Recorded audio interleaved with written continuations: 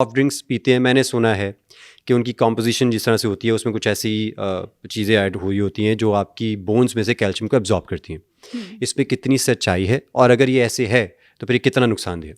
अच्छा, soda no doubt सेहत के लिए कोई बहुत अच्छी चीज़ नहीं है। इसका इस्तेमाल जितना हो सके हमें कम से कम करना चाहिए, चाहे वो डाइट सोडा है, चाहे वो रेगुलर सोडा है। रेगुलर सोडा की अगर हम बात करें तो उसके अंदर शुगर की मिकदार इतनी ज़्यादा आ जाती है कि वो हमारी सेहत के लिए ज़्यादा बुरा हो जाता है। एक अरसे तक मैं भी यही समझती रही कि आप रेगुलर सोडा इस्तेमाल करें, डाइट सोडा में तो जी एस्पर्टेम है तो वो सेहत के लिए बुरा है। मैंने फिर इस पे यूट्यूब पे वीडियो भी बनाई कि मुझे गलत लगता था। डाइट सोडा एक्चुअली बेहतर है रेगुलर सोडा से, बिकॉज डाइट जो सोडा है उसमें शुगर नहीं है। जब आप 11 टीस्पून 9 to 11 टीस्पून शुगर एक ग्लास में डालकर पिएंगे तो वो सेहत के लिए एक बहुत बड़ा डिजास्टर होता है। वो है रेगुलर सोडा।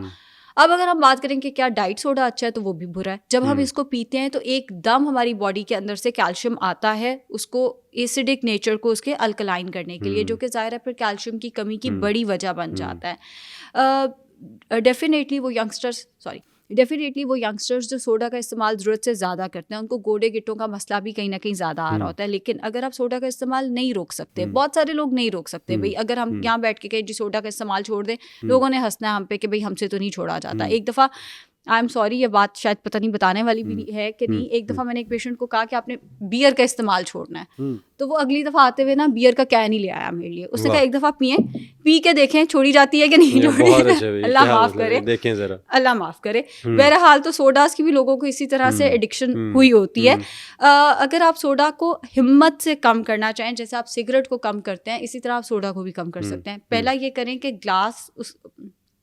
ये करें कि आप ग्लास के अंदर ज़्यादा सारे आइस क्यूब्स डालें, उसके अंदर आप सोडा डालें। इससे ये होगा कि जहाँ आपने पूरा ग्लास भर के सोडा का लेना था, अब आपने उसके अंदर वाटर एडिशन होगी। एग्जैक्टली, और वो आपको उतना ही वाव फैक्टर देता है। ठंडी बोतल आपको उतना ही वाव फैक्टर, डोपामाइन इफेक्ट उतना ही आएगा जितना आपको रेगुलर बोतल पी के आना था। तो इससे आहिस्ता आहिस्ता आप इसको टेपर ऑफ कर सकते हैं। जब मैंने अपनी, ऑब्वियसली यूथ में हम सबको आदत होती है, जब मैंने अपनी कोक की या सोडा की एडिक्शन छोड़ी थी तो मैंने ये किया था, मैं अपने खाने के साथ उसको रखती नहीं थी, और खाना मैं खाती थी टीवी लाउंज पे बैठ के। अब टीवी लाउंज से किचन तक जाना मुझे काम लगता होता था, खाना छोड़ के बीच में जाना। तो फिर मैंने वो पीना आहिस्ता आहिस्ता छोड़ दी, और अगर बहुत दिल करता था तो खाने के एंड पे एक घूंट पी लेती थी। इवेंचुअली वो आदत मेरी खत्म हो गई। सो कहीं ना कहीं आपको हिम्मत और मोटिवेशन करनी है। अगर वो भी नहीं होता, यंगस्टर से नहीं होता, तो कोई बात नहीं, फिर आप यूँ करें दूध का इस्तेमाल बढ़ाएं। अगर आप दिन में 1 ग्लास बोतल का पी रहे हैं तो 3 ग्लास उसके अगेंस्ट दूध का भी पिएं। अब उससे क्या होगा, वेट बढ़ने लग जाएगा। तो वेट भी मैनेज करें, कैलोरीज भी मैनेज करें, या फिर सोडा की अपनी कंजम्पशन जो है वो छोड़ें। अच्छा, यहाँ पर अपने व्यूअर्स के लिए बात ज़रूर करूँगा, जैसे आयशा जी ने भी बताया कि एक जो आप सोडा का ग्लास पीते हैं वो इस तरह से ही है, उसको अगर आप इसके मुतरादिफ कहें कि एक ग्लास में या एक कप में हाफ़ कप चीनी हो, मतलब 10 चम्मच चीनी आप एक ही तरह से अपने पेट में उतारें।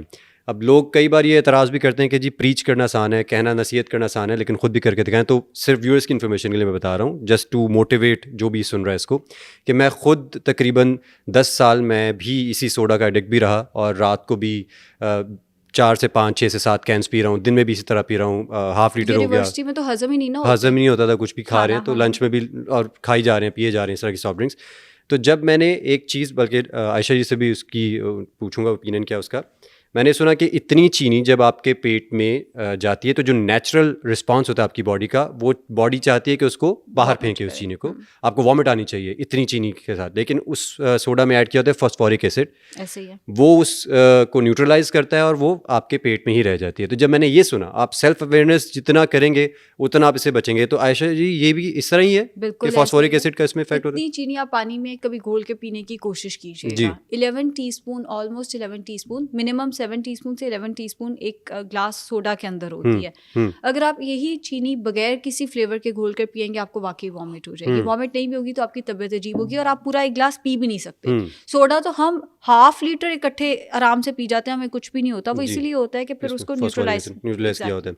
अच्छा, मुझे ये बताइएगा कि ये जो अनहेल्दी ईटिंग हैबिट्स होती हैं, और आज के लिए बहुत कॉमन है क्योंकि यूनिवर्सिटीज़ की टाइमिंग स्टूडेंट्स की इस तरह से हो गई हुई हैं, लेट नाइट असाइनमेंट्स हैं, जंक फूड बहुत ज़्यादा चल रहा है, क्या इसकी वजह से ये जो अनहेल्दी रूटीन है कि रात को देर तक जाग रहे हैं, जंक फूड चल रहा है, उसमें चीज़ भी है, उसमें ऑयली फूड्स भी हैं, उसमें सोडा भी है, सब कुछ ही है, तो ये जो अनहेल्दी ईटिंग हैबिट्स हैं, क्या ये एडअप करती हैं जॉइंट पेन और जॉइंट की अनहेल्दी? बहुत कम केसेस में वो अच्छा। तब कंट्रीब्यूट करते हैं जब आप वही बात के सोडा, जैसे हमने केसेस देखे हुए हैं जो 1.5 लीटर की बोतल उन्होंने रात रखी हुई होती है बच्चों ने पढ़ने के लिए, और क्योंकि बोतल आपको एकदम चीनी देती है तो एकदम आपका दिमाग भी एक्टिव होता है, या आपको उतना ही एक्टिव करती है जितना आपको ब्लैक कॉफ़ी का एक कप एक्टिव कर देता है, मतलब आपको एकदम जगा के रख देती है बोतल जो है, बिकॉज इसमें अगैन चीनी भी ज़्यादा है, और ये आपको एकदम वाव फैक्टर भी देती है, इतनी शुगर आप ब्रेन को एकदम देंगे तो वो एक्टिव तो हो जाएगा।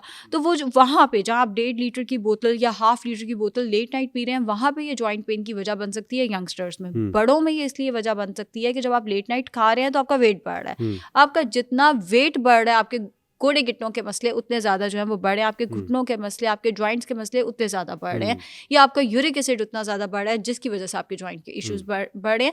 बच्चों में यूजली यूरिक एसिड या वेट बढ़ने की वजह से ये मसले नहीं होते, बच्चों का वेट अगर ज़्यादा भी हो तो उनको जॉइंट के इतने इश्यूज़ नहीं आ रहे होते, उनका ज़्यादा जॉइंट के इश्यूज शुरू होते हैं सोडा कंजप्शन की।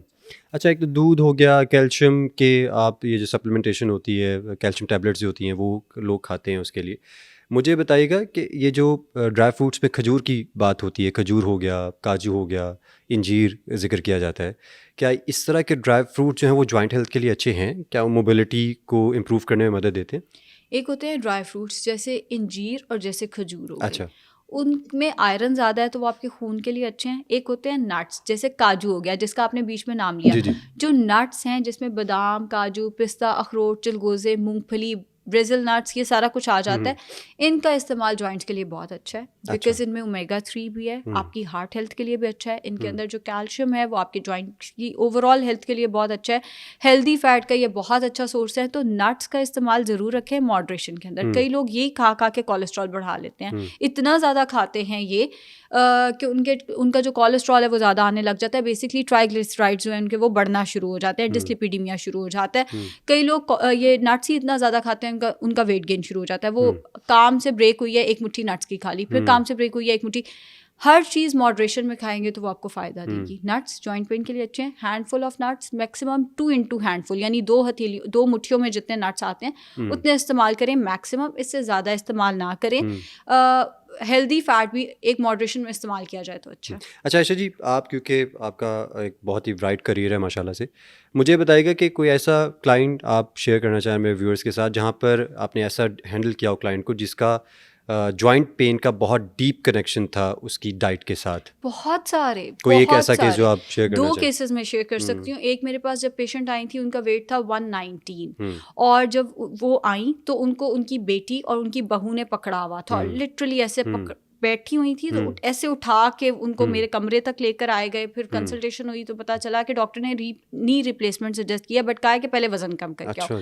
उन्होंने बताया कि ये उठ के वॉशरूम में कमोड पे भी खुद नहीं बैठ सकती, ये कमोड पे भी हम लेके जाते हैं, उसके बाद हम खुद ही लेकर आते हैं। तो उन दिनों ना मेरे क्लिनिक में एक चैलेंज होता था कि अगर आप अपना 10 किलो वजन कम 6 किलो वजन कम करेंगे 1 महीने में तो आपको फ्री हाइड्रा फेशियल मिलेगा। अच्छा, वेरी नाइस। तो वो हाइड्रा फेशियल की मशीन ऊपर थी। अगली दफा जब वो वापस आई तो वो 10 किलो कम करके आई और हाइड्रा फेशियल कराने सीढ़ियां चढ़ के ऊपर गई 1 महीने के अंदर अंदर। तो वो बड़ी खुश, मैंने कहा नहीं आंटी की जगह ना कोई और हाइड्रा फेशियल करा ले, आंटी से कहाँ सीढ़ियां, वो तो चल भी नहीं तो उन्होंने कहा नहीं वो आंटी बड़ी खुशी से ऊपर गई थी और हाइड्रा फेशियल करा लिया उन्होंने। तो ऐसे क्या डाइट उन्होंने, क्या चेंजेस हुए उनके? वेट लॉस किया एंड अलसी ऐड की, मतलब बेसिकली तो हेल्दी वेट लॉस कराया उनका, साथ में मैंने अलसी ऐड की थी, विटामिन डी के सप्लीमेंट्स ऐड किए थे।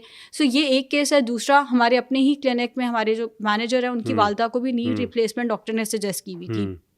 उनका प्रॉब्लम ये आ रहा था कि माँ थी तो वो डर जाती थी कि पता नहीं मेरे साथ क्या ही हो जाना है नी रिप्लेसमेंट में, पता नहीं मैं चल सकूंगी नहीं चल सकूंगी। उन्होंने भी अपना वेट लॉस किया, उन्होंने थोड़ा स्लोली किया था, 15 kgs 3 या 4 months में किया था, नी रिप्लेसमेंट की जरूरत ही नहीं पड़ी।